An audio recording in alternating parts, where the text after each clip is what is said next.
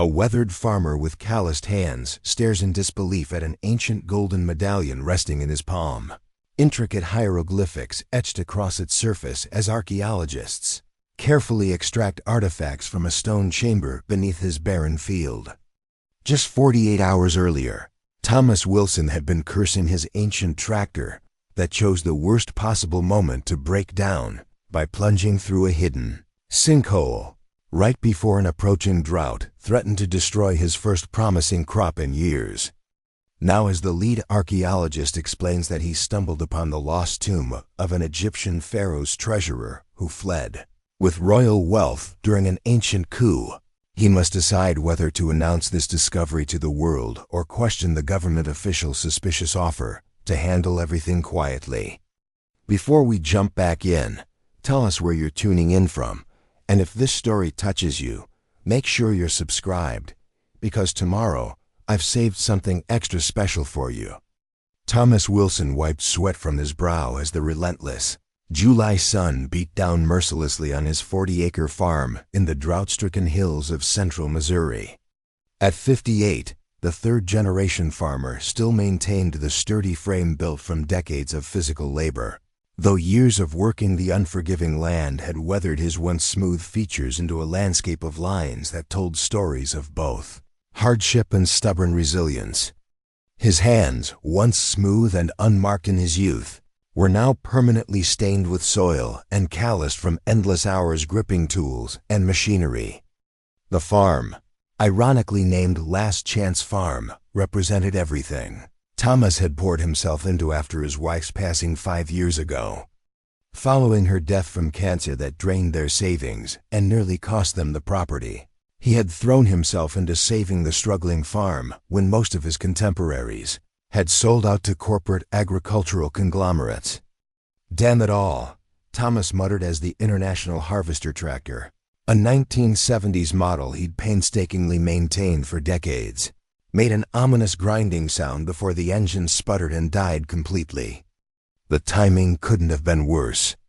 Weather reports predicted another 3 weeks without rain, threatening the first truly promising corn harvest he'd cultivated in 4 seasons. The previous years had been brutal for small independent farmers in Lincoln County.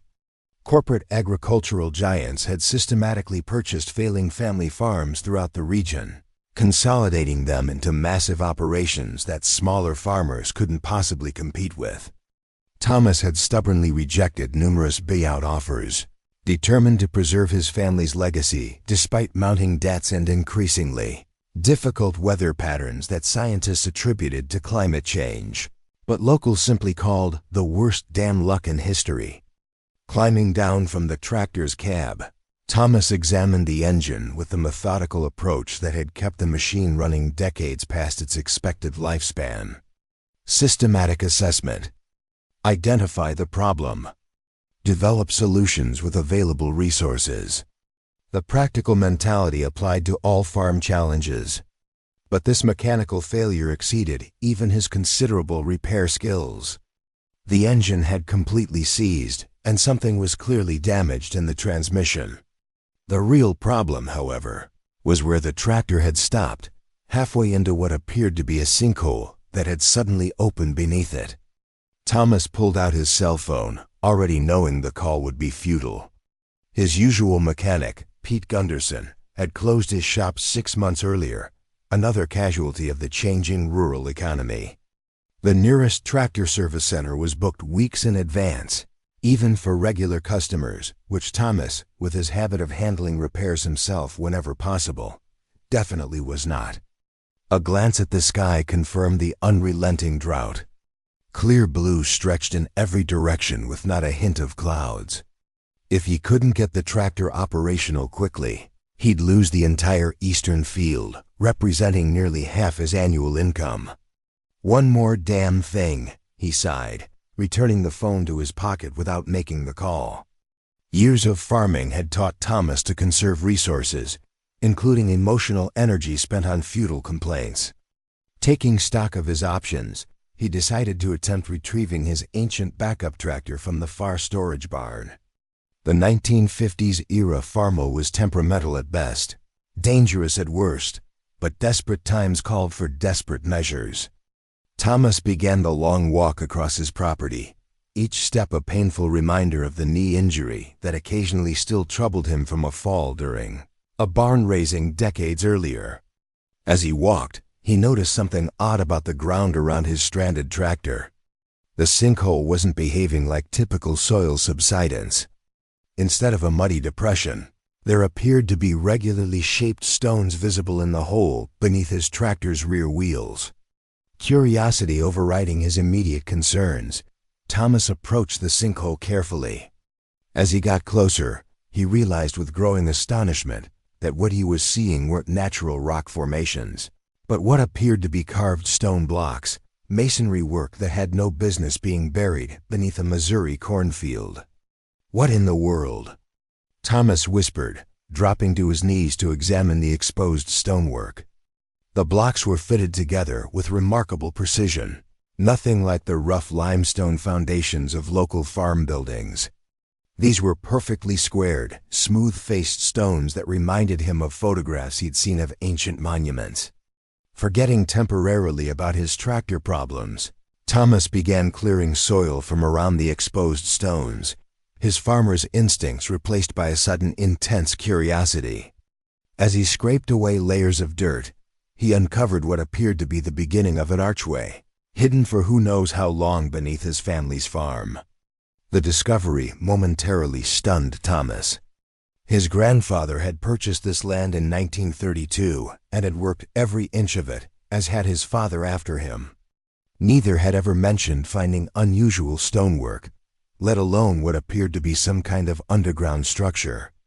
The farm's history, as far as he knew, began with its purchase during the Great Depression. There were no stories of previous settlements, certainly nothing that would explain elaborate stonework beneath a cornfield. Preparing and narrating this story took us a lot of time, so if you are enjoying it, subscribe to our channel, it means a lot to us. Now back to the story. Thomas's practical nature reasserted itself after the initial shock. Whatever this structure was, it might be historically significant, but his immediate problem remained getting his crop harvested before the drought destroyed it. He decided to make one more attempt to contact someone who might help with the tractor, then would return to properly investigate this strange discovery. As he turned back toward the farmhouse, the distinct rumble of an approaching vehicle caught his attention. The sound wasn't the familiar diesel growl of neighboring farmers' trucks, but something smoother, more refined, a passenger car rather than farm equipment. Turning toward his long gravel driveway, Thomas watched as a dust cloud approached, eventually revealing a slate-gray government-issued SUV navigating the rutted drive with careful precision. The vehicle bore the discreet emblem of the Missouri Department of Natural Resources on its door, an unusual sight on his remote farm. The incongruity of such a visitor momentarily stunned Thomas. Government officials rarely appeared unannounced on rural properties, unless there was a problem, environmental violations, tax issues, or land disputes. His first thought was that perhaps one of the corporate farms had filed some kind of complaint to pressure him into selling. The SUV came to a stop near Thomas's disabled tractor, and the driver's door opened to reveal a woman in her mid-40s. The visitor was of medium height with auburn hair pulled back in a practical ponytail, dressed in khaki pants and a light blue button-down shirt with the State Department logo.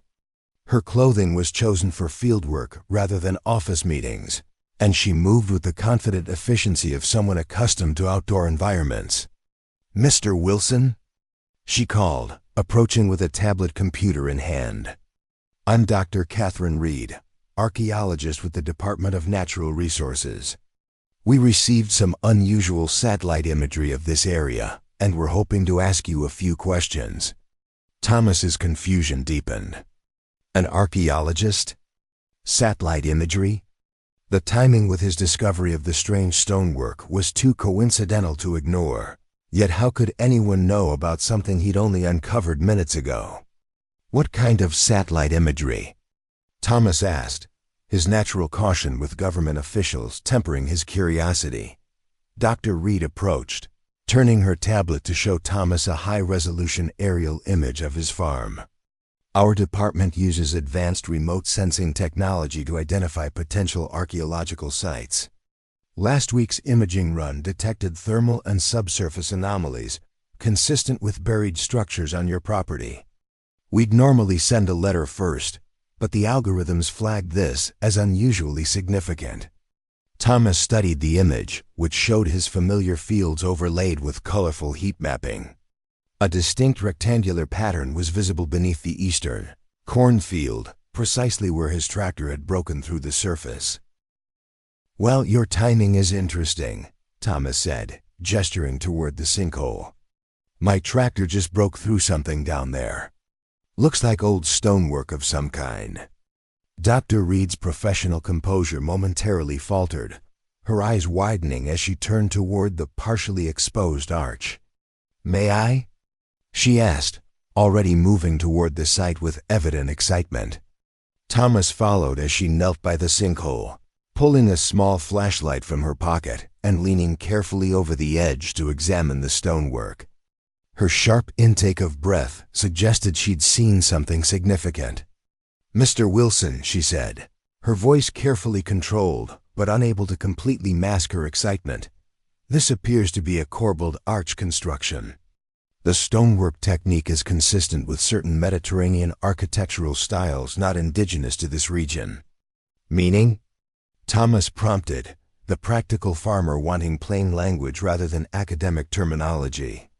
"Meaning," Dr. Reed said, standing to face him directly, "that this structure shouldn't be here. Missouri has no recorded settlements that use this construction technique. This could potentially be an extremely significant archaeological discovery." Thomas processed this information slowly, looking between the eager archaeologist and the strange stonework that had lain hidden beneath his fields for generations. "How did something like this end up on my farm without anyone knowing about it?" "That's exactly what makes this so potentially important," Dr. Reed explained. "Throughout history, there have been instances of travelers, explorers, or even refugees from distant cultures establishing temporary settlements in unexpected locations. This could represent an unknown chapter in this region's history." The conversation was interrupted by the sound of another vehicle approaching. A pickup truck with the logo of Lincoln County Historical Society painted on its door pulled up beside the government SUV. A conked man in his 60s emerged, moving with the deliberate care of someone with joint problems, but radiating enthusiastic energy. "Catherine," he called. "Your message sounded urgent. What have you found that couldn't wait until Monday?" "Perfect timing, Marcus," Dr. Reed responded. "This is Thomas Wilson, the property owner. Mr. Wilson, this is Dr. Marcus Tanner, our County Historical Society director and my former professor." Dr. Tanner approached Thomas with an outstretched hand. "Pleasure to meet you, Mr. Wilson. Sorry to intrude on your farm like this, but when Catherine mentioned potential Mediterranean architecture in Lincoln County, I couldn't stay away." Thomas accepted the handshake, feeling increasingly as if events were accelerating beyond his control.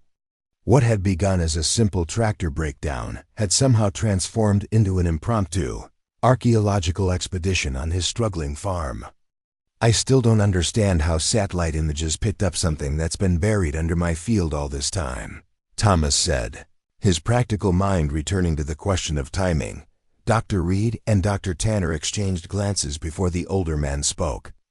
"Ground-penetrating radar and thermal imaging can detect density differences and temperature variations that suggest buried structures. But honestly, it's the recent drought that made this detection possible. Severely dry conditions can reveal archaeological features that remain hidden during normal moisture levels, what we call crop marks, where buried structures affect plant growth in subtle ways." The explanation made sense, though Thomas still felt a nagging suspicion about the convenient timing. His family had farmed this land through numerous droughts without discovering underground stonework. "What happens now?" he asked, his immediate concern still being his endangered crop rather than historical discoveries. "With your permission," Dr. Reed said. "We'd like to conduct a preliminary assessment of the site. Just documentation and minimal excavation to determine the nature and extent of the structure. The department has an emergency assessment protocol for unexpected discoveries like this." Thomas weighed his options. The tractor wasn't going anywhere soon, and his curiosity about the strange structure was growing. Still, every day counted with the crop at risk. "How long would this assessment take?" he asked. "Initial documentation could be completed today," Dr. Reed assured him. "If the site warrants further investigation, we'd need to discuss a more formal arrangement that would include compensation for any disruption to your farming operations." The mention of compensation caught Thomas's attention. His financial situation was precarious enough that any potential income source deserved consideration. "All right," he agreed. "You can document whatever's down there, but I've still got a crop to save and a broken tractor to deal with." Dr. Tanner nodded understandingly. "Completely reasonable. While Catherine begins her assessment, perhaps I could help with your equipment problem. Before I became obsessed with history, I worked as a mechanic through college. Old tractors are something of a hobby of mine." The offer was unexpected but welcome. Thomas led Dr. Tanner to the partially submerged tractor, while Dr. Reed returned to her vehicle to retrieve equipment. "International Harvester 1976 model?" Dr. Tanner asked, examining the tractor with experienced eyes. "Good eye," Thomas confirmed. "Been running it since I took over the farm from my father. Never failed me like this before." Dr. Tanner circled the machine, careful to avoid the sinkhole edge. "The engine seized completely. Mind if I take a look?" For the next half hour, Thomas watched with growing appreciation as the historian methodically diagnosed the tractor's problems. Despite his age and academic background, Dr. Tanner clearly knew his way around farm equipment, identifying not just the immediate failure points, but several developing issues that would have caused problems eventually. "The good news is that the engine itself isn't permanently damaged," Dr. Tanner explained. "The bad news is that you've got transmission problems that will require parts that aren't easily available for a model this old. And of course, we need to get it out of that hole first." Meanwhile, Dr. Reed had established a preliminary survey of the sinkhole area, taking photographs and measurements of the exposed stonework. Her initial excitement had transformed into focused professionalism, though Thomas could still detect an underlying current of enthusiasm in her methodical work. "Mr. Wilson," she called, waving him over. "I believe we can safely examine more of the structure if we widen this opening slightly. Would you be comfortable with us removing some additional soil?" Thomas considered the request. His crop concerns remained paramount, but the prospect of understanding what lay beneath his farm was becoming increasingly compelling. "As long as it doesn't create a larger hazard or prevent me from working the rest of the field, go ahead." With his permission granted, Dr. Reed retrieved additional equipment from her vehicle: shovels, trowels, brushes, and what appeared to be a small camera mounted on an extendable pole. Working with the practiced efficiency of an experienced field archaeologist, she began carefully widening the opening around the stone arch. As soil was removed, the architectural feature became increasingly distinct, a carefully constructed doorway leading into darkness. The stonework was extraordinarily precise, with blocks fitted so tightly that despite centuries underground, barely a grain of soil had penetrated the seams. "This is remarkable craftsmanship," Dr. Reed commented, brushing dust from a particularly well-preserved section. "The precision suggests highly skilled stonemasons using techniques consistent with classical, Mediterranean construction methods." Dr. Tanner had joined them, temporarily abandoning the tractor assessment to examine the emerging archaeological find. The question remains, how did Mediterranean construction techniques end up in central Missouri? There's no record of any settlement in this region that used these methods. Thomas watched the two academics with growing fascination as they worked to expand the opening. their excitement building with each newly exposed feature. The doorway was revealing itself to be approximately 4 feet in height, suggesting it had been designed for people to enter in a stooped position, perhaps as a security feature or due to the limitations of the construction. I believe it's stable enough to attempt visual inspection of the interior, Dr. Reed announced after nearly an hour of careful excavation. She assembled the pole-mounted camera, connecting it to her tablet to create a makeshift remote viewing system. Thomas, Dr. Reed, and Dr. Tanner gathered around the tablet as she carefully maneuvered the camera through the opening and into the darkness beyond. The image was grainy at first, showing only shadows and indistinct shapes. Then Dr. Reed activated the camera's light, and all three gasped simultaneously. The camera revealed a small chamber, perhaps 15 feet square, with walls lined entirely in fitted stonework similar to the entry arch. But what caused their collective shock wasn't the architecture, it was the contents. The chamber contained what appeared to be wooden chests, their surfaces decorated with metal fittings that gleamed in the camera's light, despite centuries underground. "This is..." Dr. Tanner began, then seemed to lose his words. "Unprecedented," Dr. Reed finished for him. "This isn't just an architectural anomaly. This appears to be an intact sealed chamber with preserved artifacts." Thomas stared at the screen in disbelief. The image showed not just chests, but what appeared to be pottery vessels, metal objects that might be tools or weapons, and something that looked disturbingly like a sarcophagus against the far wall. "Is that what I think it is?" he asked, pointing to the coffin-like object. Dr. Reed adjusted the camera for a better view, her hands trembling slightly with excitement or nervousness. "It appears to be a sarcophagus-style container, yes.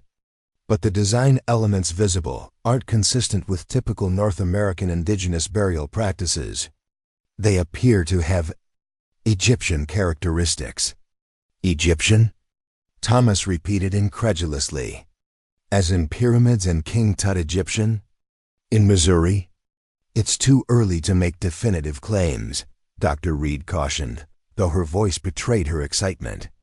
"But the visual evidence suggests artifacts with distinctly Egyptian stylistic elements. This could potentially represent evidence of pre-Columbian transoceanic contact, something that would rewrite our understanding of ancient population movements." Dr. Tanner was shaking his head in amazement. "In all my years, nothing like this has ever been documented in the Midwest. If authenticated, this could be the most significant archaeological discovery in North America this century." Thomas looked between the two archaeologists and the tablet screen, showing treasures hidden beneath his struggling farm for who knew how many centuries. The simple tractor breakdown that had seemed like one more piece of bad luck had somehow revealed a historical mystery of potentially enormous significance. "What happens now?" he asked, the practical question bringing focus back to immediate concerns. Dr. Reed carefully retracted the camera, her professional training reasserting itself after the initial shock of discovery. "This find requires immediate protective measures and a proper archaeological response. I need to contact the State Archaeological Survey and possibly federal authorities, given the potential significance."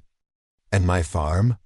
Thomas pressed, concern for his livelihood remaining paramount despite the extraordinary discovery. Dr. Reed took a deep breath, clearly wrestling with competing professional obligations and human compassion. "Mr. Wilson, your farm and livelihood will be respected throughout this process. Archaeological ethics require balancing preservation of cultural heritage with the rights and needs of property owners." She paused, choosing her words carefully. "The discovery's exceptional nature means there will likely be funds available for proper investigation that would include compensation for any disruption to your farming operations." Dr. Tanner nodded in agreement. "Catherine's right. This isn't some routine historical assessment. A find of this potential significance will attract immediate attention and resources. In the meantime, let me make a few calls about your tractor." I have connections at the Agricultural Extension Office who might be able to provide emergency equipment lending. Thomas felt overwhelmed by the rapid transformation of his situation. What had begun as another financial setback was evolving into something unprecedented. "I appreciate that," he managed, his practical nature struggling to process the implications of ancient artifacts beneath his cornfield. As Dr. Reed made calls to her department supervisors and Dr. Tanner contacted his equipment connections, Thomas found himself drawn back to the opening in the earth. Kneeling beside it, he peered into the darkness, trying to comprehend how something so extraordinary could have remained hidden beneath generations of his family working this land. The afternoon progressed with remarkable speed. Within hours, Dr. Reed's preliminary report had triggered an emergency response protocol for significant archaeological discoveries. By early evening, 3 additional government vehicles had arrived, bringing specialized equipment and a small team of experts who established a perimeter around the site. Thomas watched with a mixture of fascination and concern as his eastern cornfield transformed into an impromptu archaeological dig. Temporary floodlights were erected, a generator hummed steadily in the background, and careful measurements were taken before anyone attempted to widen the entrance further. "Mr. Wilson?" A deep voice interrupted Thomas's observations. He turned to find a tall, distinguished-looking man in his 50s extending his hand. "I'm Dr. James Harris, Director of Archaeological Services for the state. I came personally as soon as I saw the preliminary images. This discovery is potentially unprecedented in North American archaeology." Thomas shook the offered hand, noting the man's firm grip and direct gaze. "Seems like my broken tractor might be the most important equipment failure in county history," he remarked dryly. Dr. Harris smiled appreciatively at Thomas's humor. "Sometimes the most significant discoveries happen through pure chance. I wanted to speak with you directly about next steps and what this means for your property." For the next half hour, Thomas and Dr. Harris walked the perimeter of the farm as the archaeologist explained the legal and practical implications of the discovery. The conversation was refreshingly straightforward, addressing Thomas's concerns about his crops while outlining the historical significance of what might lie beneath his land. "Based on the preliminary assessment," Dr. Harris explained, "we believe the chamber could date anywhere from 2,000 to 3,000 years old, which would make it contemporaneous with Egypt's late period. The possibility of Egyptian cultural elements in pre-Columbian Missouri represents a potentially revolutionary discovery in understanding ancient global connections." "How would Egyptians end up in Missouri?" Thomas asked, struggling to connect these disparate historical elements. "That's the fascinating question," Dr. Harris replied. "There are several theoretical possibilities. It could represent evidence of previously undocumented transoceanic contact. Alternatively, it might be the result of indirect cultural transmission through intermediate groups. Or most intriguingly, it could suggest a small group of individuals from Mediterranean cultures traveling much farther than conventional history acknowledges." As the sun began to set, the archaeological team had established proper safety measures around the opening and prepared for a more thorough examination of the chamber the following day. Dr. Tanner returned from making his calls with unexpectedly good news. "The extension office has a tractor they can loan you starting tomorrow morning," he informed Thomas. "It's not new, but it's operational and will get your harvest in. They're considering it an emergency agricultural support situation." Thomas felt a surge of relief. At least his immediate practical concern had a solution. "That's the best news I've had all day," he said sincerely. "As for your broken tractor," Dr. Tanner continued, "I've spoken to a specialist who believes it can be repaired. The department is willing to cover those costs as part of the site impact compensation, considering it was the discovery that caused the breakdown situation." As darkness settled over the farm, Thomas found himself sitting on his porch, Watching the distant lights of the archaeological team as they secured the site for overnight monitoring, Dr. Reed approached, carrying 2 cups of coffee from the team's supplies. "Thought you might appreciate this," she said, offering one to Thomas as she took a seat in the adjacent rocking chair. "It's been quite a day." Thomas accepted the coffee with a nod of thanks. "Not how I expected things to turn out when my tractor broke down this morning." They sat in companionable silence for a few moments, the gentle rhythm of crickets providing background to their thoughts. "Mr. Wilson," Dr. Reed finally said, "I want you to know that we're all aware this is your livelihood, not just an archaeological site. Every decision we make will consider the impact on your farm operations." "I appreciate that," Thomas replied. "This land has been in my family for 3 generations. It's more than just property to me." "That connection to place is something archaeologists understand deeply," she said. "It's why we do what we do, trying to understand how people related to their landscapes throughout history."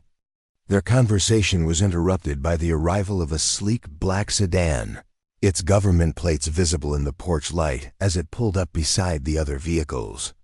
A man in an impeccably tailored suit emerged, surveying the scene with an expression of controlled interest before heading directly toward the house. "Dr. Reed," he called as he approached the porch. "I'm Richard Blackwood, Special Projects Director from the Department of Interior. May I have a word?" Dr. Reed stood, her posture stiffening slightly. "Of course, Director Blackwood. This is Thomas Wilson, the property owner." Blackwood nodded perfunctorily at Thomas before focusing his attention on Dr. Reed. "I've reviewed your preliminary report. The department is implementing Protocol Alpha 7 for this discovery. We'll be assuming primary jurisdiction effective immediately." Thomas noted the sudden tension in Dr. Reed's expression. "Alpha 7 is for national security implications," she said carefully. "This is an archaeological site, not a security concern." Blackwood's smile didn't reach his eyes. "The potential international implications of pre-Columbian, Egyptian artifacts on American soil triggers the protocol automatically. My team will arrive by morning to establish proper containment and assessment procedures." "Containment?" Thomas interjected, not liking the bureaucratic terminology being applied to his farm. "This is private property, Mr. Blackwood. I've given permission for archaeological assessment, not a government takeover." Blackwood turned to Thomas, his expression calculated and measured. "Mr. Wilson, I understand your concern. Rest assured that the federal government recognizes your property rights. However, discoveries of this magnitude fall under specific regulatory frameworks. My department is prepared to offer very generous compensation for temporary access rights." Something in the man's too smooth delivery triggered Thomas's natural caution with authority figures. "I think we should clarify exactly what you're proposing before anyone takes over anything," he said firmly. Blackwood reached into his jacket and extracted an envelope. "This preliminary offer represents our good faith understanding of fair compensation. I believe you'll find it addresses any concerns about crop loss or inconvenience." Thomas accepted the envelope but didn't open it. "I'll review this with my lawyer before making any decisions." "Of course," Blackwood replied, his tone suggesting this was merely a formality. "Dr. Reed, I'll need a complete briefing on your findings thus far. The site security team will arrive within the hour." As Blackwood led Dr. Reed toward the collection of vehicles, Thomas noticed her glancing back with an expression that seemed to convey concern. Following his farmer's instinct that something wasn't right, Thomas waited until they were out of earshot before opening the envelope. Inside was a document outlining a temporary site access agreement and a check for $250,000, an astronomical sum for a struggling farmer. The figure momentarily took his breath away. It represented more money than his farm had generated in the past 5 years combined. But something about the situation felt wrong. The sudden appearance of federal authorities, the rush to secure the site, the extraordinary sum offered without negotiation. As Thomas contemplated the document, Dr. Tanner appeared from the direction of the archaeological team's staging area, his expression troubled. "Everything all right?" Thomas asked, noting the historian's furrowed brow. "I'm not sure," Dr. Tanner admitted, taking the seat Dr. Reed had vacated. "Blackwood's arrival changes things. His department doesn't typically involve itself in archaeological discoveries, unless there's more at stake than historical significance." Thomas held up the envelope. "He offered me $250,000 for temporary access rights to my farm." Dr. Tanner's eyebrows rose. "That's unusually generous for initial site access. Did he mention how long this temporary period would be?" Thomas checked the document again. "It says duration necessary for complete assessment and recovery of significant materials, but doesn't specify a time frame." "An open-ended government access agreement," Dr. Tanner mused, "combined with an extraordinary compensation offer before they've even properly evaluated the site." He paused, choosing his words carefully. "In my experience, when the government moves this quickly and offers this much money up front, they expect to find something very valuable." Thomas considered this perspective. "You think whatever's in that chamber is worth significantly more than they're offering me?" "I think," Dr. Tanner said slowly, "that Director Blackwood wouldn't be here personally if this were merely an interesting historical find." The images from the chamber showed what appeared to be gilded objects and possibly precious metals. If those artifacts include significant quantities of gold or other valuable materials. He left the implication hanging, but Thomas understood immediately. The potential value of ancient Egyptian treasures would far exceed the seemingly generous compensation being offered. "What would you do?" Thomas asked, trusting the older man's judgment after their day's interactions. Dr. Tanner sighed.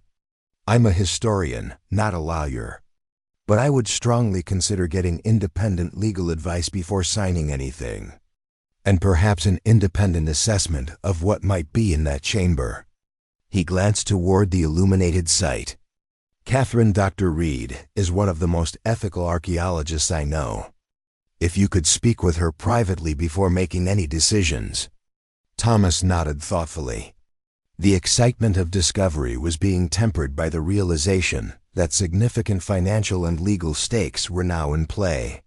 His farm, which had seemed like a failing enterprise that morning, might now sit atop a treasure trove of incalculable historical and monetary value. As the night deepened, Thomas found sleep elusive. From his bedroom window, he could see the perimeter of lights around the discovery site and the occasional movement of security personnel. What troubled him most was the speed with which the situation had escalated from archaeological curiosity to federal involvement. Shortly before midnight, a soft knock at his back door startled him. Cautiously approaching with a flashlight, he was surprised to find Dr. Reed standing there, glancing nervously over her shoulder. "May I come in?" she asked quietly. "I think we need to talk privately." Thomas ushered her into his kitchen, noting her tense posture and worried expression. "What's wrong?" "I don't have much time," she said, her voice barely above a whisper. "Blackwood has effectively sidelined our team. His people are taking over completely in the morning, and I've been instructed not to communicate with you directly." "Why would he do that?" Thomas asked, though he was beginning to suspect the answer. "Because what we found is potentially far more significant than I initially reported," she replied, pulling a tablet from her bag. "After you left the site, we managed to insert a better camera with higher resolution before Blackwood's team restricted access. Look at these images." Thomas leaned in to see detailed photographs of the chamber contents. The improved lighting and resolution revealed what the earlier inspection had only hinted at: intricately decorated chests with gold inlay, vessels that appeared to be made of solid precious metals, and hieroglyphic inscriptions covering many surfaces. "Based on these images," Dr. Reed explained, "we're looking at what appears to be a deliberate cache of Egyptian treasury items, possibly dating to around 700 to 600 BCE, if authentic. The historical value is incalculable, completely rewriting our understanding of ancient global connections. The monetary value. She paused. A very conservative estimate would be in the hundreds of millions. Thomas stared at her in disbelief. Hundreds of millions? Under my cornfield? Which explains Blackwood's extraordinary interest and the substantial but comparatively modest offer he made you, she continued. The legal status of such finds is complicated. As the landowner, you have certain rights, but various federal regulations regarding archaeological discoveries, especially those with international cultural implications, create a legal gray area that his department is likely hoping to exploit. Thomas's mind raced with implications. What should I do? Dr. Reed bit her lip, clearly conflicted about offering advice that might conflict with her professional obligations.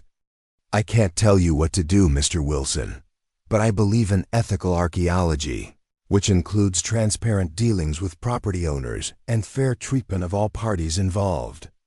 What's happening now feels. She hesitated, irregular at best. You're risking your job coming here, Thomas observed. Perhaps, she acknowledged. But some principles matter more than career advancement. The archaeological community has worked for decades to establish ethical standards that respect both cultural heritage and the rights of individuals. What's happening here seems to bypass those standards. After Dr. Reed departed as quietly as she had arrived, Thomas spent hours contemplating his options. The discovery represented a potentially life-changing opportunity, but the rapid government intervention suggested complexities beyond his experience. By dawn, he had made a decision. Rather than immediately accepting Blackwood's offer or confronting him directly, Thomas would seek independent expertise. Dr. Tanner had mentioned knowing a respected attorney who specialized in cultural heritage law. That would be his first call. When Thomas emerged from his farmhouse the next morning, he was stunned by the transformation of his property. Overnight, Blackwood's security team had erected temporary fencing around a substantial portion of the eastern field. Military-style vehicles were positioned at access points, and personnel in unmarked black uniforms maintained a perimeter. Dr. Tanner approached as Thomas stood taking in the scene. They're moving with remarkable efficiency, the historian observed quietly. Too much efficiency for comfort, Thomas replied. Can you get me in touch with that attorney you mentioned yesterday? Already sent him a message, Dr. Tanner confirmed. He's expecting your call. And Thomas, he added, lowering his voice, whatever you do, don't sign anything Blackwood puts in front of you today. Thomas was about to respond when Director Blackwood himself approached, flanked by two stern-looking men in dark suits. Mr. Wilson, Blackwood greeted him with artificial warmth. I trust you've had time to review our offer. My team is prepared to process the agreement immediately to expedite your compensation. I've decided to consult with an attorney before signing anything, Thomas replied evenly. I expect that won't be a problem since this is still my property. Blackwood's smile tightened almost imperceptibly. Of course, that's your right. However, I should inform you that the offer has a 24-hour expiration window due to operational requirements. After that, we would need to reassess based on standard governmental acquisition procedures, which tend to be significantly less generous. The thinly veiled threat didn't escape Thomas's notice. I understand time constraints, Mr. Blackwood, but rush decisions about matters of this magnitude rarely end well for anyone. A fair observation, Blackwood conceded smoothly. Perhaps I can help address any specific concerns you might have. My main concern, Thomas said carefully, is ensuring that both the historical significance and potential value of whatever's been found are properly acknowledged in any agreement I make. Something flickered in Blackwood's eyes, recognition that Thomas might know more than initially assumed. The government's offer is based on site access rights, Mr. Wilson, not speculative valuations of unassessed artifacts. But I'm sure your attorney will explain the legal distinctions involved. As Blackwood returned to the secured area, Thomas exchanged a meaningful glance with Dr. Tanner. The stakes were becoming increasingly clear. This wasn't merely about historical discovery, but about control of potentially priceless treasures that had somehow found their way beneath a Missouri cornfield thousands of years ago. Throughout the morning, Thomas observed from a distance as sophisticated equipment was delivered to the site. A large tent structure was erected over the entrance to the underground chamber, obscuring activities from view. Dr. Reed was visible occasionally, but always accompanied by one of Blackwood's personnel, her movements seemingly restricted and monitored. Shortly before noon, Thomas received a call from Lawrence Stevenson, the attorney Dr. Tanner had recommended. After a brief introduction, the lawyer got directly to the point. "Mr. Wilson, based on what Marcus has told me, you're in an extraordinary situation with complex legal implications. I've cleared my afternoon schedule. Can you meet me at my office in Columbia at 2 o'clock? "I'll be there," Thomas confirmed, already planning his departure. As he prepared to leave, Thomas noticed a new vehicle arriving, an unmarked helicopter landing in the adjacent fallow field. From it emerged a small group of individuals who definitely weren't archaeologists. Their bearing and the deference Blackwood showed them suggested high-level government officials, possibly military or intelligence personnel. The development only reinforced Thomas's decision to seek independent legal counsel. Whatever lay beneath his struggling farm was attracting attention from levels of government that normally had no interest in rural Missouri agriculture. "I'm heading to Columbia to meet with Stevenson," Thomas informed Dr. Tanner quietly. "Keep an eye on things here if you can." "I'll do my best," the historian promised. "But be careful, Thomas. The more I observe, the more convinced I am that there's more happening here than a simple archaeological discovery." As Thomas drove toward Columbia, his mind kept returning to the images Dr. Reed had shown him, treasures from an ancient civilization somehow transported across oceans and continents to be hidden beneath land that would eventually become his family's farm. The historical mystery was fascinating, but the immediate practical implications were potentially life-changing. His farm, which had been slowly failing under the pressure of corporate agriculture and changing climate conditions, now sat at the center of what might be the most significant archaeological discovery in American history. The land that had seemed like a burden of obligation to family legacy had transformed overnight into something of extraordinary value and international importance. The irony wasn't lost on Thomas. After years of struggling to preserve his family's heritage against mounting odds, the solution might come not from his farming skills, but from decisions made by unknown hands, thousands of years before his ancestors ever set foot on the continent. As he approached Columbia, Thomas resolved to navigate these unexpected circumstances with the same practical determination that had sustained generations of his family on the farm. Whatever treasures lay buried beneath his cornfield, they wouldn't truly belong to history until their discovery and handling reflected the ethical principles that Dr. Reed had spoken of so passionately. The tractor that had broken through time itself had created not just a hole in the ground, but an opening to possibilities Thomas had never imagined, possibilities that carried both extraordinary opportunity and significant responsibility. The law offices of Stevenson and Associates occupied the upper floor of a restored Victorian building near the University of Missouri campus.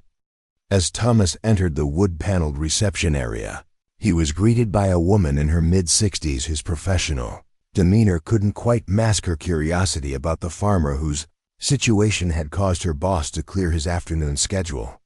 "Mr. Wilson? Lawrence is expecting you. Please follow me." She led Thomas to a spacious office where a tall, lean man in his 50s rose from behind an antique desk. Lawrence Stevenson had the weathered look of someone who spent weekends sailing rather than reviewing contracts, but his sharp eyes and firm handshake conveyed immediate competence. "Thomas Wilson," Stevenson said, gesturing toward a comfortable leather chair. Marcus speaks highly of you. He's filled me in on the broad strokes, but I'd like to hear everything directly from you." For the next 45 minutes, Thomas recounted the events of the past 24 hours in meticulous detail, from the tractor breaking through the ground to Blackwood's appearance and subsequent activities. Stevenson listened intently, occasionally making notes, but mostly absorbing the information without interruption. "And you've been offered $250,000 for temporary access rights with no specified end date," Stevenson summarized when Thomas finished. "With a 24-hour acceptance window." "That's correct," Thomas confirmed. Stevenson leaned back in his chair, fingers steepled beneath his chin. "In my 27 years practicing cultural heritage and property law, I've never encountered a situation quite like this. The legal issues involved are fascinating and complex." "What are my rights here?" Thomas asked directly. "That depends on several factors," Stevenson replied. "Generally speaking, archaeological discoveries on private land fall into complicated legal territory. Various federal statutes, including the Archaeological Resources Protection Act and the National Historic Preservation Act, provide certain protections for significant discoveries, but they also recognize landowner rights. And if what they've found is actually Egyptian in origin, that introduces international dimensions," Stevenson acknowledged. "Egypt has strong cultural heritage laws and has successfully pursued repatriation of artifacts in numerous cases. However, proving ancient Egyptian presence in pre-Columbian North America would be unprecedented and potentially transformative to archaeological understanding. The scientific value alone is incalculable." Thomas considered this information. "So what's your advice?" "First," Stevenson said decisively, "don't sign Blackwood's agreement. It's clearly designed to minimize your rights while maximizing government control. Second, we need more information about exactly what's been discovered. Third, we should consider filing for an emergency injunction to prevent removal of any artifacts until proper legal determination of ownership and rights can be established." "An injunction against the federal government?" Thomas asked skeptically. "It's not without precedent," Stevenson assured him. "Courts have occasionally intervened in cases where government agencies overreach in cultural heritage matters, especially when private property rights are at stake." The attorney stood and walked to a large bookshelf, selecting several thick volumes before returning to his desk. "I'll need to do some research on the most current applicable case law. In the meantime, I suggest you return to your farm and maintain a presence. Document everything: who's there, what equipment they're bringing in, any conversations with officials. Don't sign anything, and if possible, find ways to observe what they're removing from the chamber." "Dr. Reed seemed to be on my side," Thomas offered, "though they've restricted her movements since Blackwood arrived." "She could be a valuable ally," Stevenson agreed. "If you can communicate with her discreetly, try to learn more about what's actually in that chamber. Knowledge is leverage in situations like this." As Thomas prepared to leave, Stevenson added one final thought. "Thomas, regardless of how this plays out legally, what's happened on your farm is historically significant. Whatever these artifacts are, however they got there, they represent a potential rewriting of what we know about ancient global connections. You've become the custodian of something that transcends ordinary property considerations." The observation gave Thomas pause. Until this moment, he'd been thinking primarily in terms of practical implications: his farm's financial situation, his legal rights, the potential value of the discovery. Stevenson's words reminded him that this situation had dimensions beyond the immediate and personal. "I'll keep that in mind," Thomas promised. "When should I expect to hear from you?" "I'll work through the night if necessary," Stevenson assured him. "Expect my call by morning with a preliminary legal strategy. In the meantime, be observant but cautious in your interactions with Blackwood and his team." The drive back to Lincoln County gave Thomas time to reflect on everything that had transpired. Just over 24 hours earlier, his greatest concern had been saving his harvest before the drought destroyed it. Now he found himself at the center of what might be one of the most significant archaeological discoveries in modern history. As he approached his property, Thomas was struck by how dramatically the landscape had changed. The government presence had expanded significantly during his absence.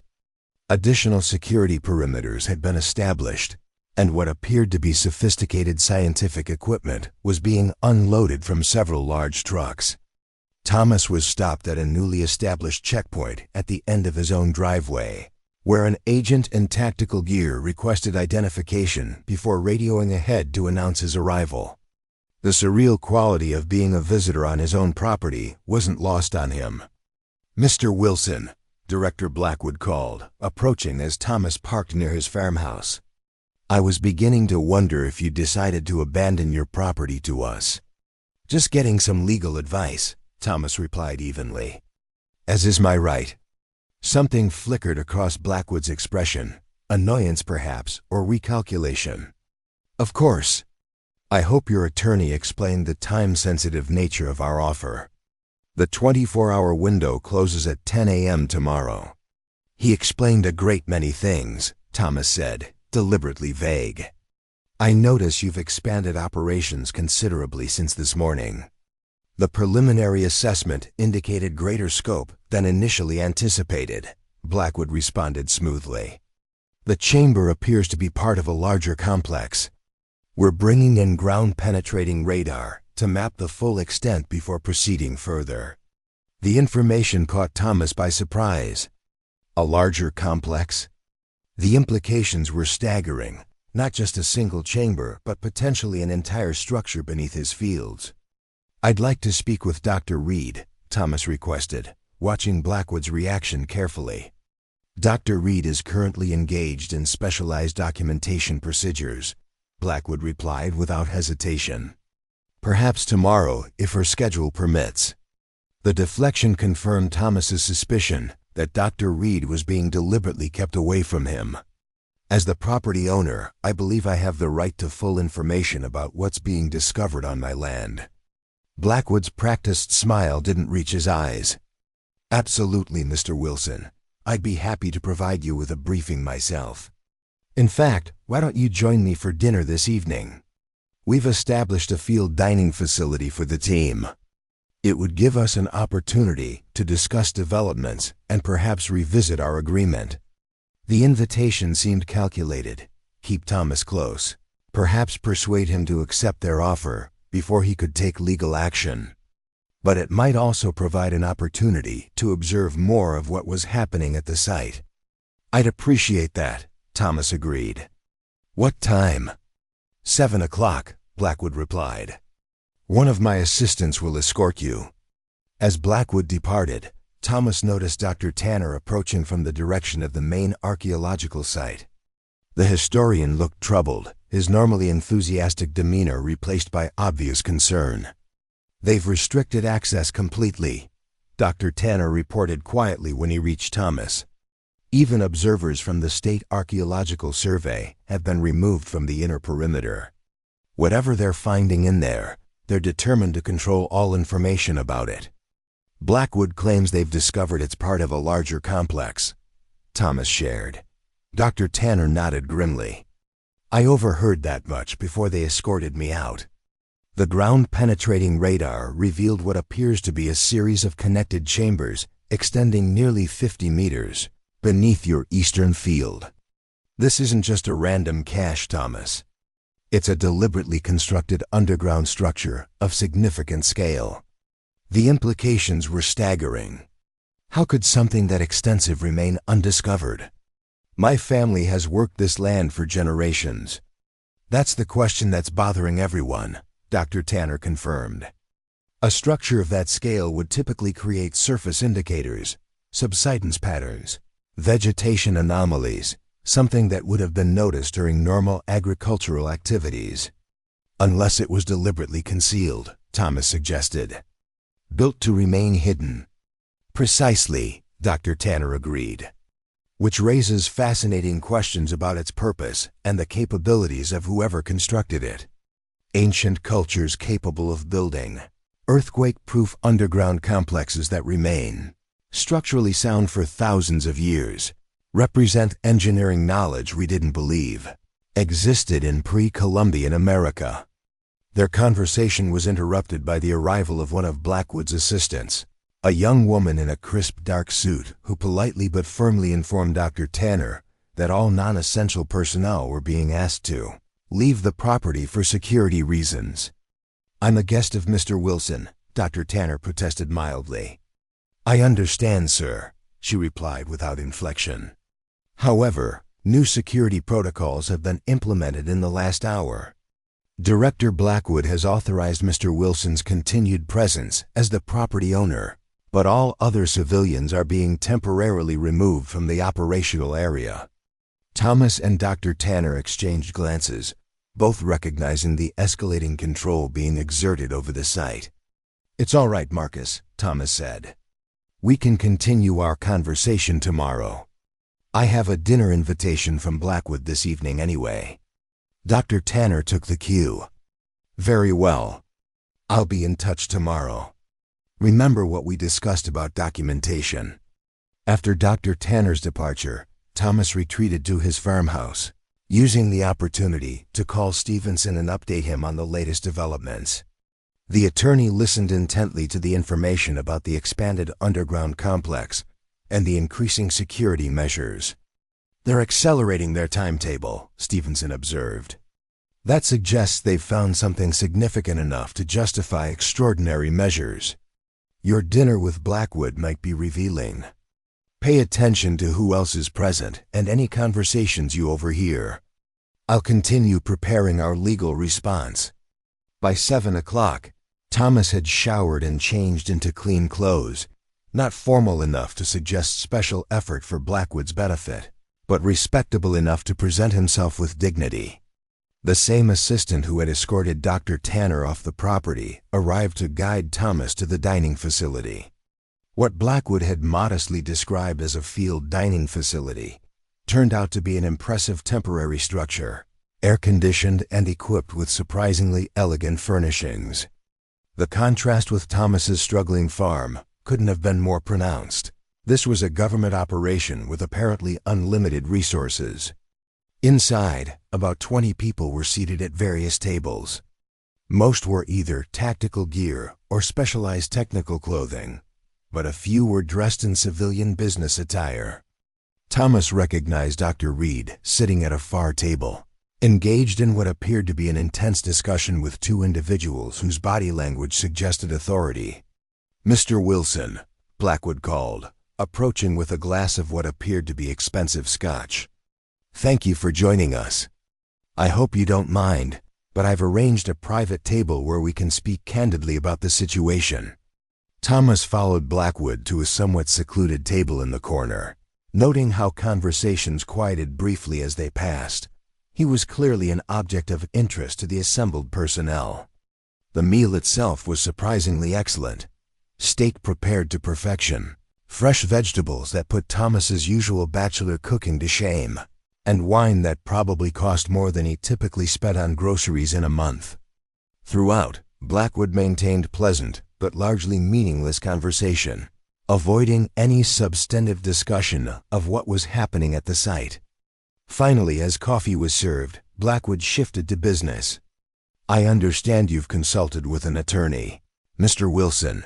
That's certainly your right, though I hope you understand that legal proceedings would only delay what is inevitable under various federal statutes regarding discoveries of national importance." "What exactly has been discovered?" Thomas asked directly. "Beyond generalities about underground chambers and archaeological significance." Blackwood studied him for a moment, apparently weighing how much to reveal. "What I'm about to share is classified, Mr. Wilson. I'm only disclosing it because I believe it may help you understand the magnitude of what we're dealing with." He leaned forward, lowering his voice. "The initial chamber your tractor revealed appears to be an antechamber to a much larger complex.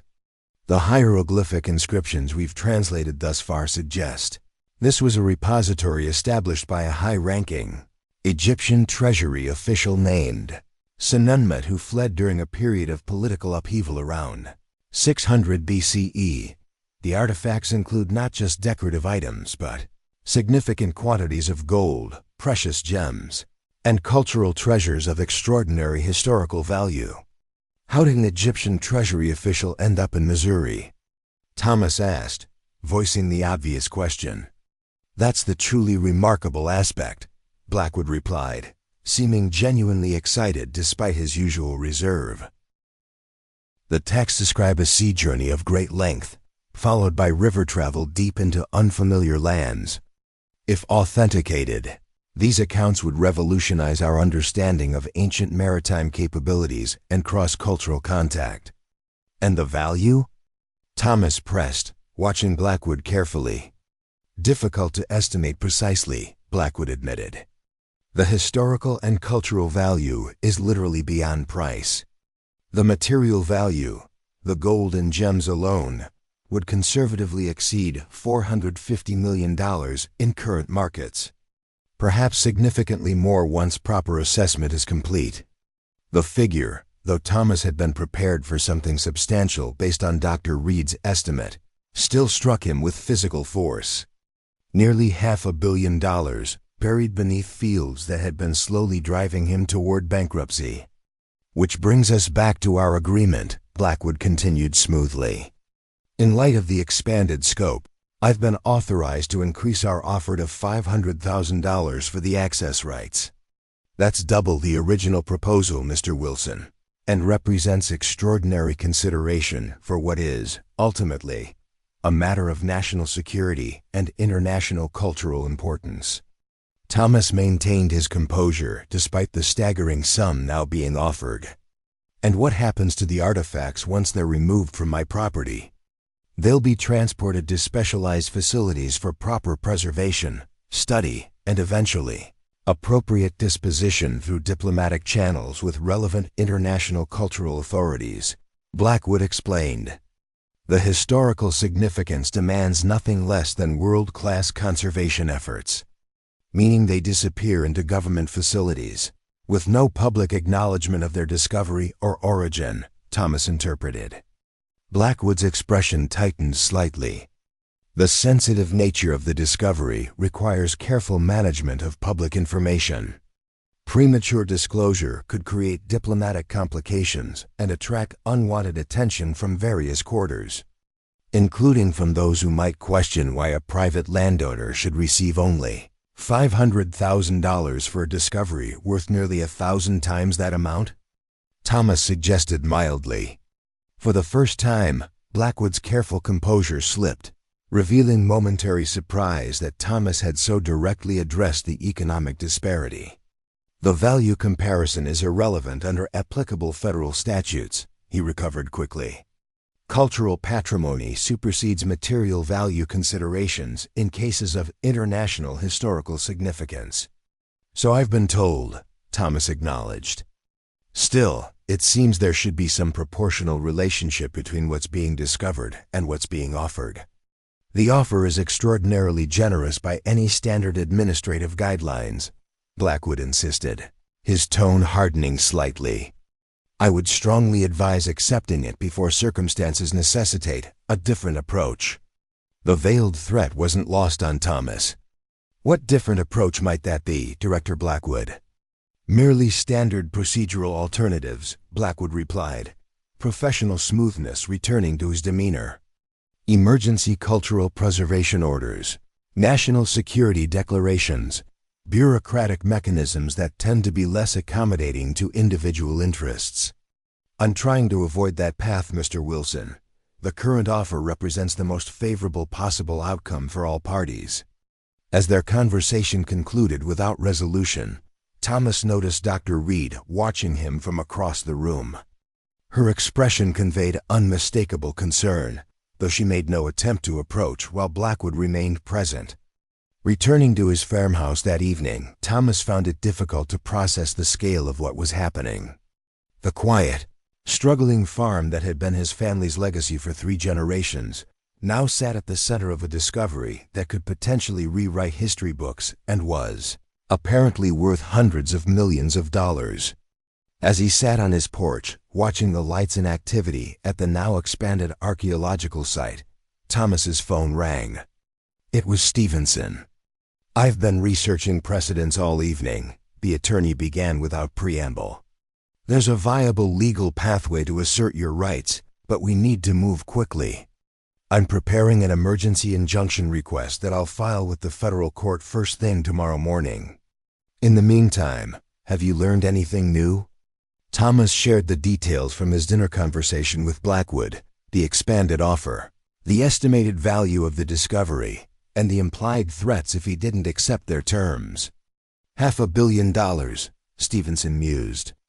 That's consistent with significant quantities of precious metals and gems, not just archaeological artifacts. And they're offering you 0.1% of the estimated value. The disparity strengthens our position considerably. Blackwood mentioned national security declarations as a different approach if I don't accept their offer. Thomas added. "Classic pressure tactic," Stevenson assessed. "They could attempt that route, but it would be vulnerable to legal challenge, especially given the purely historical nature of the discovery. There's no legitimate national security implication to ancient Egyptian artifacts. Unless there's more they're not telling me," Thomas suggested. "The whole operation seems excessive for archaeological research, even for something this significant." "A valid concern," Stevenson acknowledged. "Tomorrow's injunction request will include demands for full disclosure of all findings and prohibition of any artifact removal until ownership rights are properly adjudicated. In the meantime, maintain your position but avoid direct confrontation with Blackwood or his team." After ending the call, Thomas noticed movement near his back door, a figure approaching cautiously through the darkness. Tense but curious, he waited as the shape resolved into Dr. Reed, once again seeking a clandestine meeting. "I can't stay long," she said urgently after Thomas let her in. "They're monitoring movements closely, but I had to warn you. They're accelerating the extraction timeline. Whatever Blackwood told you tonight, they're planning to begin removing the high-value artifacts before dawn." "Why the rush?"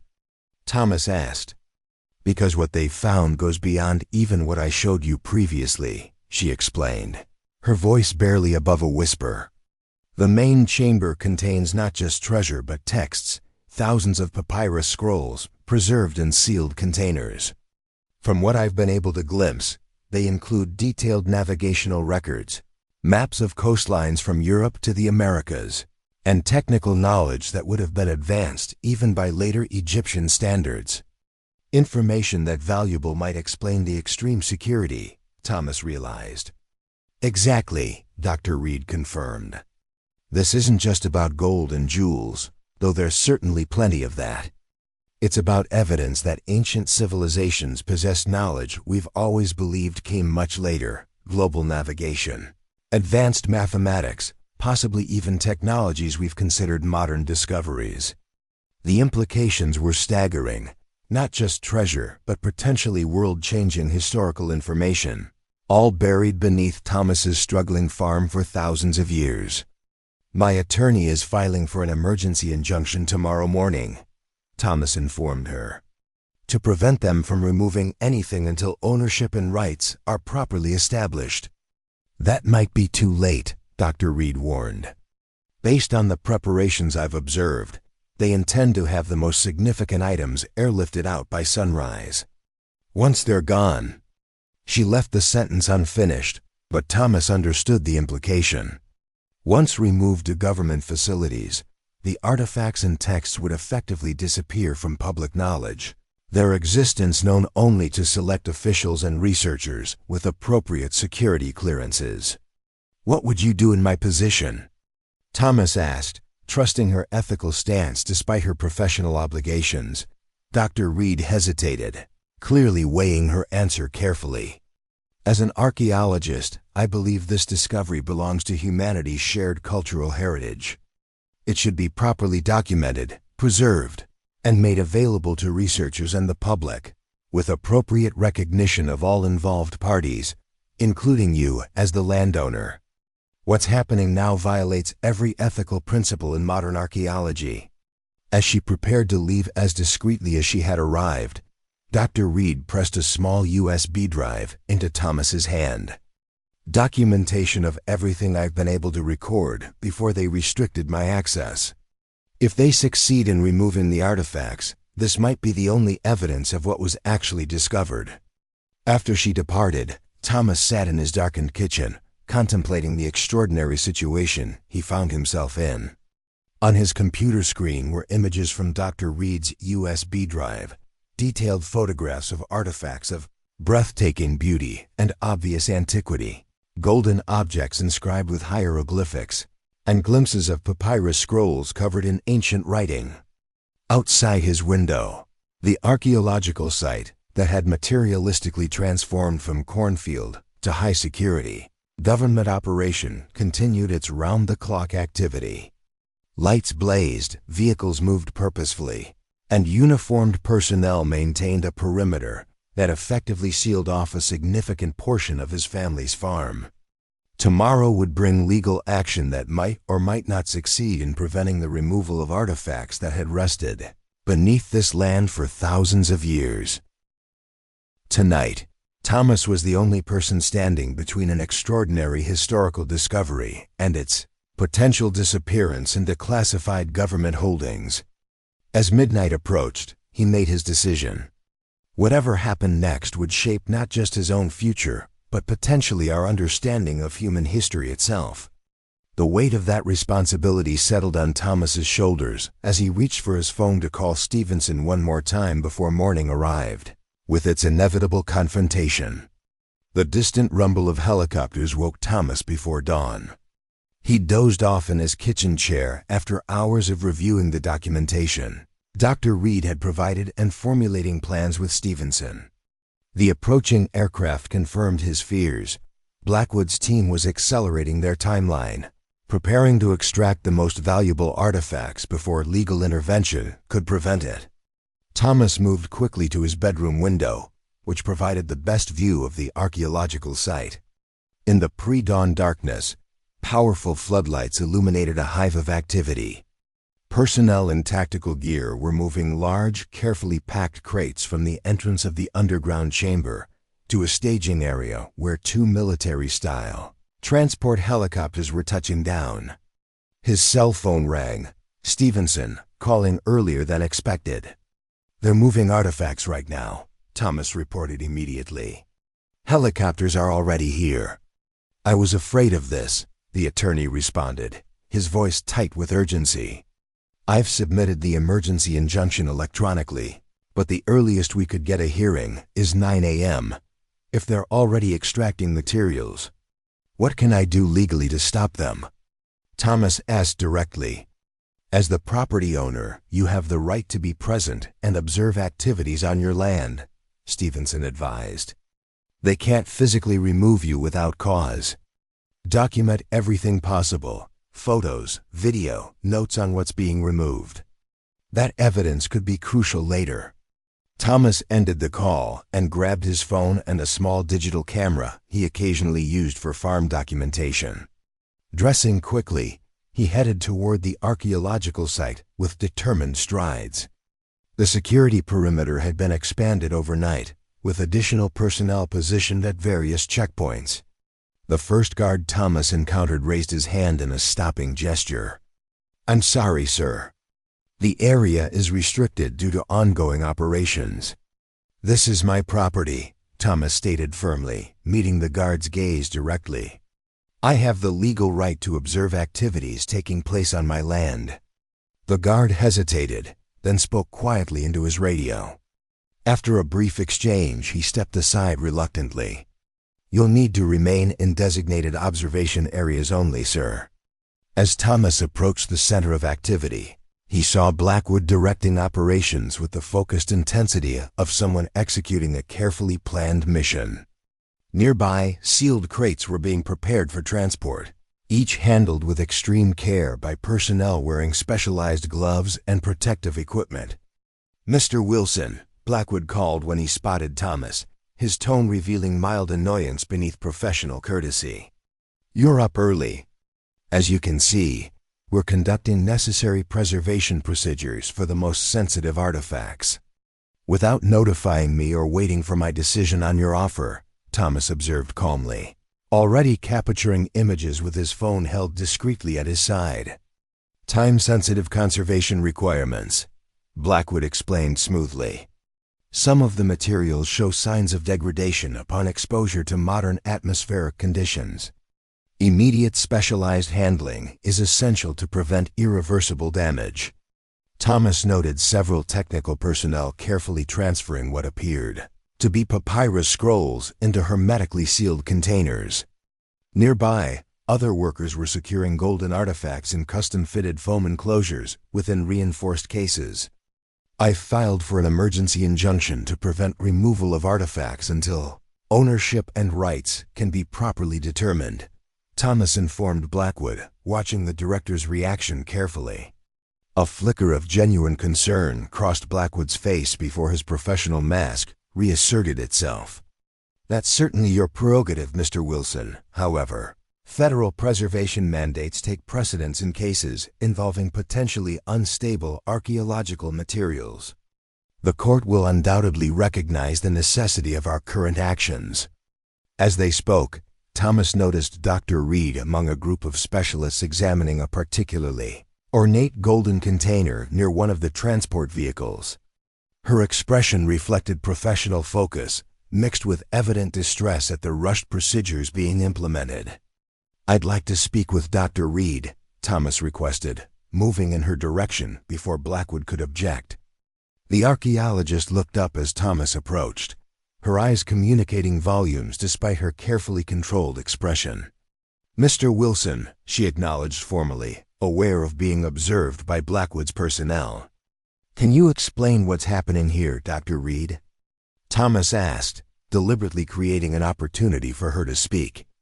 She hesitated, glancing toward Blackwood, who had followed Thomas and now stood watching their interaction with barely concealed impatience. "We're preparing selected artifacts for specialized conservation," she replied, choosing her words carefully. "This container," she indicated the golden chest before her, "appears to hold papyrus scrolls of extraordinary significance. Preliminary translation of the exterior hieroglyphics suggests they contain astronomical and navigational information of remarkable sophistication." Thomas studied the container, approximately the size of a small trunk, covered in intricate engravings and inlaid with what appeared to be lapis lazuli and other precious stones. Even to his untrained eye, it was clearly a masterpiece of ancient craftsmanship.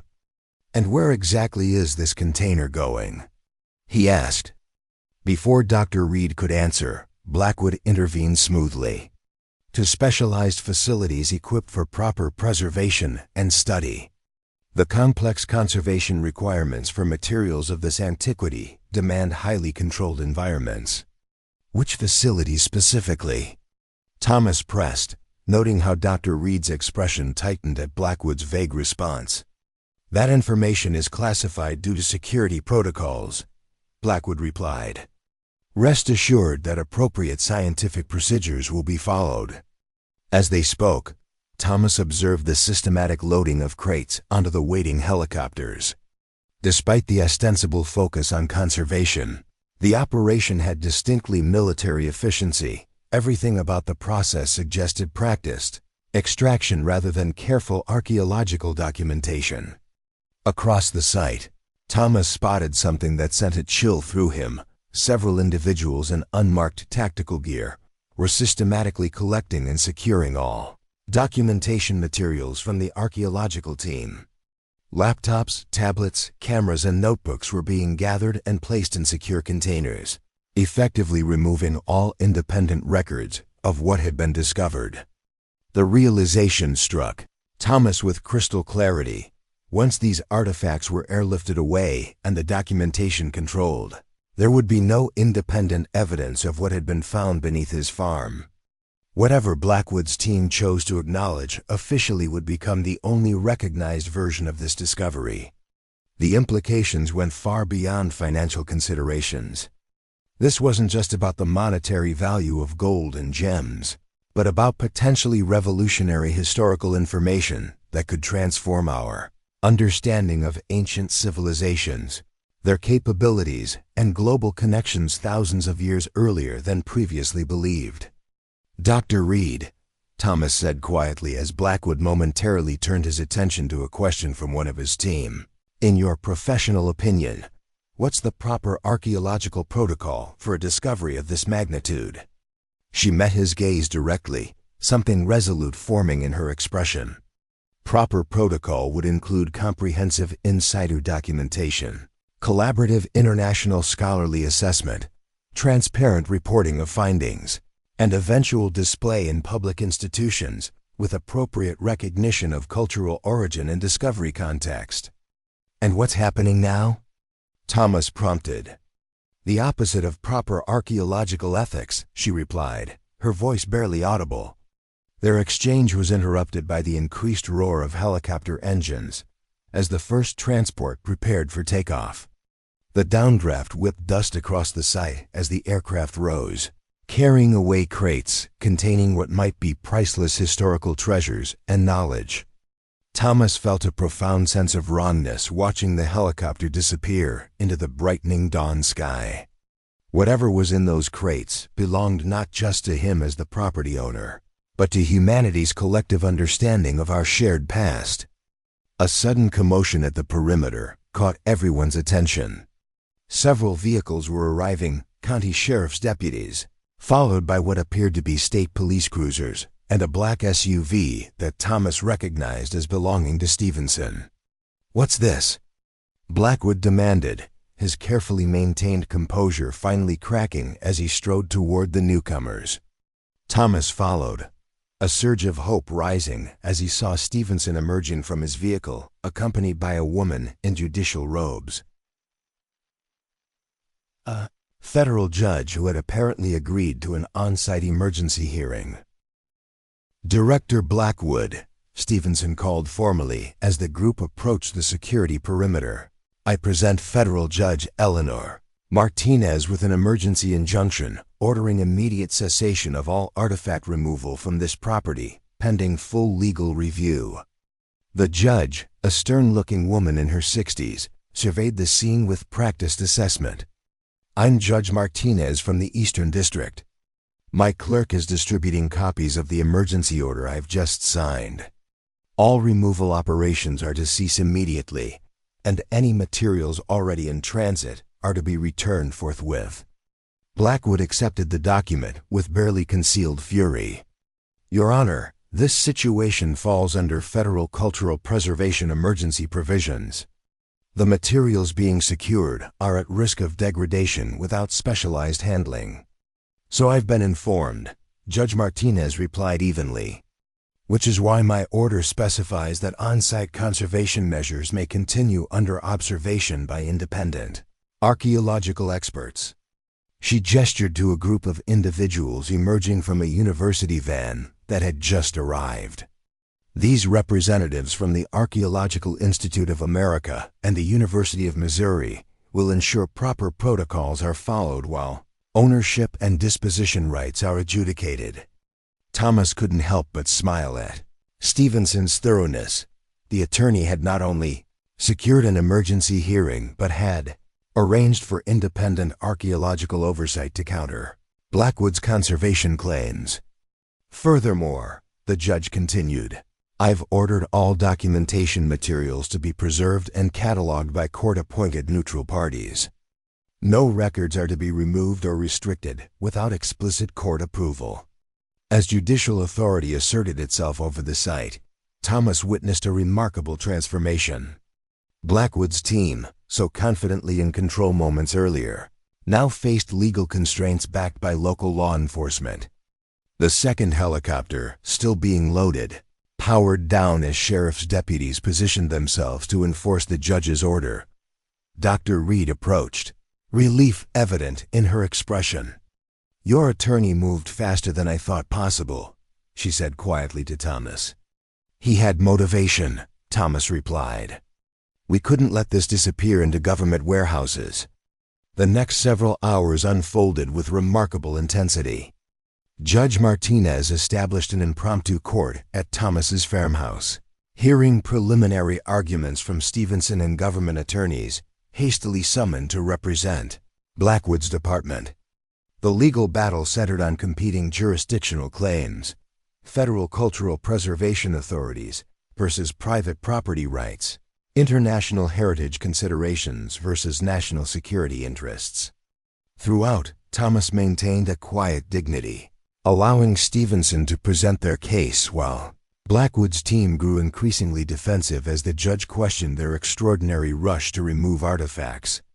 By mid-afternoon, Judge Martinez issued a temporary ruling that sent shockwaves through the assembled parties. All artifacts would remain on site under 24-hour security, with joint oversight by government and independent archaeological representatives. Most significantly, she ordered the helicopter that had already departed to return its cargo immediately. This court acknowledges the potential historical significance of these discoveries, she declared. However, the manner of extraction raises serious concerns about transparency and proper archaeological protocols. Until full hearings can establish appropriate disposition, these materials will remain where they were discovered, with proper conservation measures implemented under neutral expert supervision. As government attorneys conferred urgently with Blackwood, Thomas stepped outside for a moment of quiet reflection. The farm that had seemed on the verge of financial failure just days earlier now stood at the center of international attention. Already, news helicopters circled at a distance, kept away by temporary flight restrictions, but hungry for information about what was rumored to be a major archaeological discovery. Dr. Reed joined him on the porch, her professional demeanor finally relaxing after the tension of the past 48 hours. "What happens now?" Thomas asked her. "Now the real work begins," she replied with genuine enthusiasm. "Proper archaeological documentation, preservation, translation of texts, analysis of artifacts, all done according to established ethical standards rather than rushed extraction. It will take years to fully understand everything that's been found."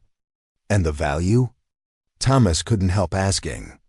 "Beyond calculation," Dr. Reed answered honestly. "The gold and precious materials alone are worth hundreds of millions, as Blackwood indicated. But the historical value, especially the texts, if they contain what initial translations suggest, is truly incalculable. This could transform our understanding of ancient global connections, navigation capabilities, and knowledge transfer between civilizations." The implications were staggering. Whatever had prompted an Egyptian treasury official to journey across oceans and establish this repository thousands of years ago had created a time capsule of ancient knowledge and wealth that had waited patiently beneath Thomas's struggling farm until his tractor broke through the concealing earth. In the days that followed, the legal proceedings continued with increasing complexity. International interest exploded as preliminary information about the discovery became public. The Egyptian government immediately filed claims for cultural patrimony, while academic institutions worldwide clamored for research access. Through it all, Thomas maintained a steady perspective that surprised even himself. The financial implications were certainly life-changing. Even the most conservative legal experts agreed that as the property owner, he would be entitled to a significant finder's percentage of the material value. Various estimates suggested his share would likely exceed $100 million once properly adjudicated. But what moved Thomas most deeply wasn't the prospect of wealth. It was the profound connection to human history that had literally been beneath his feet all along. Generations of his family had worked this land, never knowing they walked daily above evidence that could rewrite our understanding of ancient civilizations and their capabilities. 1 month after his tractor had broken through the hidden chamber, Thomas stood with Dr. Reed at the properly secured and expanded excavation site.